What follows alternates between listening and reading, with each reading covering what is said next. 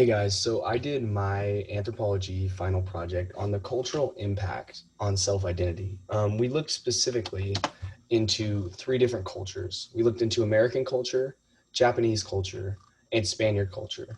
Um, in this video, I'll primarily talk about these cultures compared to each other, but also we'll find some similarities and how these similarities play into the way that people develop in different neighboring societies, and also just how people become who they are. So we're going to start off with the cultural norms in the USA. Americans are raised absent from many of the restraints that other cultures put on different races, class, and gender.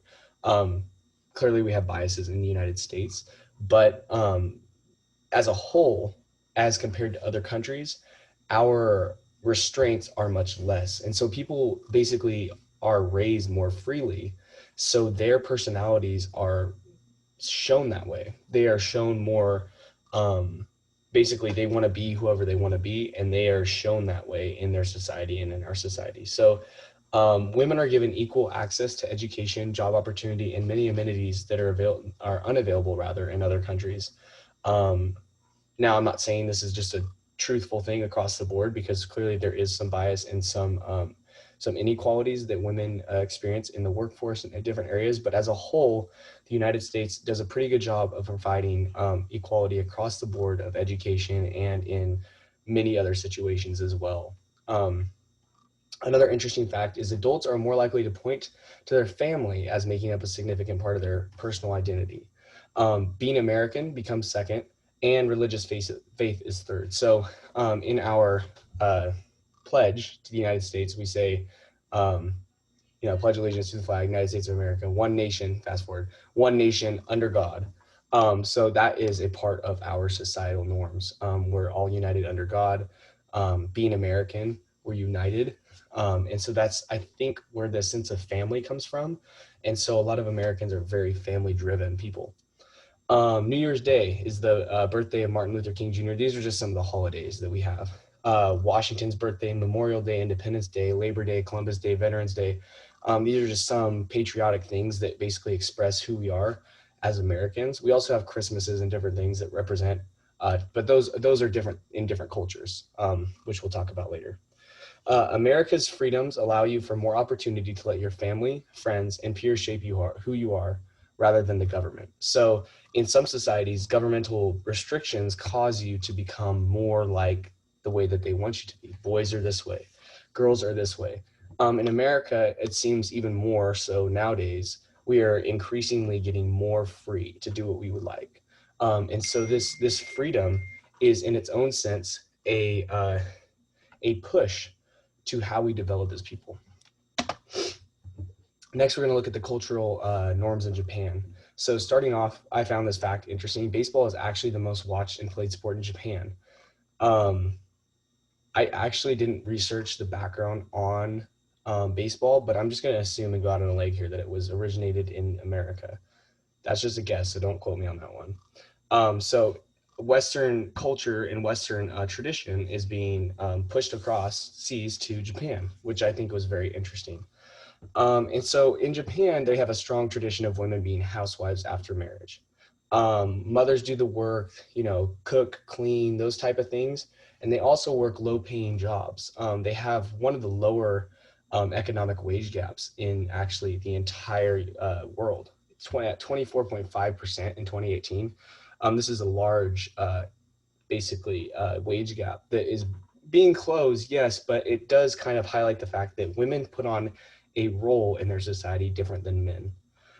Family values in Japan are interdependence, so they depend on each other. Harmony, politeness, respectful, and formality. So these are some things that are actually very similar to the United States. I wouldn't say harmony because, let's be honest, there's a lot of people that are not, don't work together in a lot of things. Politeness also would be another one of those things, but they do have some values that are similar to the United States, which I found interesting.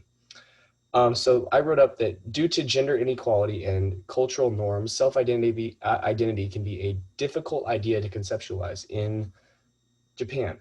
Many women take the role of a mother and later in life, and men typically hold the man of the house role. And I don't mean anything by that, but I'm just saying in the society, they hold the man of the house. This is how it's going to be. This is what it is. You lead the family. He's the leader of the family.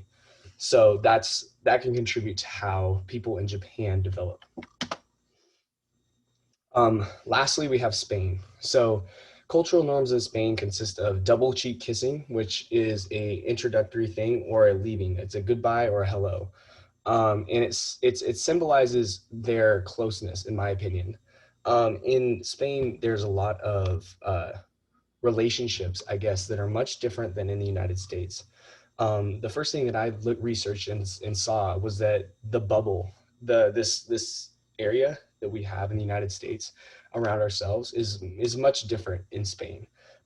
You can have a conversation within a couple feet of people, and it's difficult as an American to go over there and to have a conversation within that bubble. But to them, it's completely normal because they, as it says in the third thing, family is a huge part of Spaniard culture, and usually strangers are welcomed with open arms with a cooked meal as well. And so this is just a cultural thing that they do, and it's how people develop. And so over the course of time, a sense of inclusion and this overall welcome feeling that you get when you go to Spain, it contributes to how people interact with each other and basically their self values and how they see themselves. They see themselves as somebody who's connected to the society. They are included, and it's a nobody left out kind of attitude. Lastly, we're going to go ahead and view the cultural similarities and differences between these two groups. So starting off, the similarities. Spain and America have similar societal expectations like we talked about, such as gender and race equality. So they're both very equal. I do believe they're both democratic ran governments.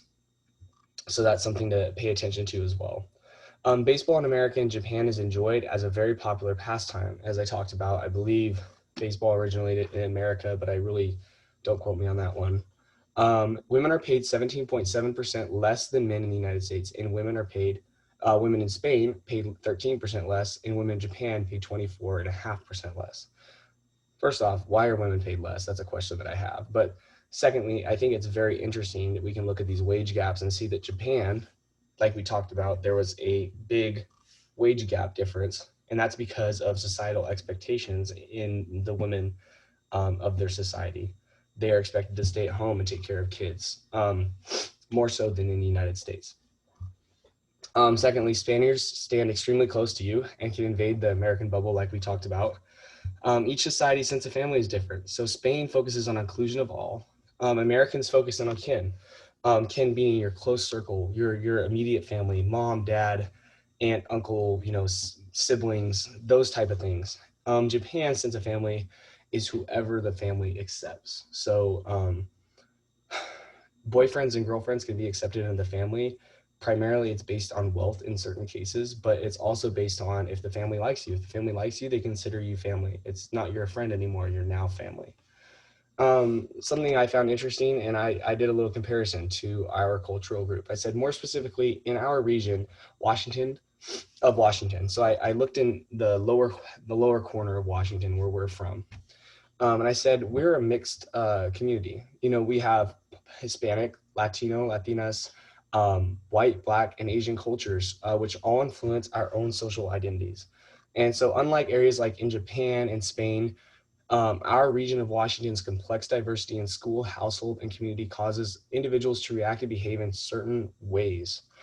These ways are seen in event gatherings. They're seen in our socials and our social events. Our community gets together a lot more than other communities, and that's because we have a large group of cultures all around us that basically form to make I'm gonna call it a super culture in the Tri-Cities. So it's a key aspect of our society, and it basically influences how we as a people find our self-identity and find out who we are as a person. And these societal expectations that we have very much so contribute to how we develop as a person. So I hope that this was a beneficial video for you guys to watch. I really enjoyed researching about this and finding out more about these different groups and how they correlate with each other, and also how they are much different in the way that we develop.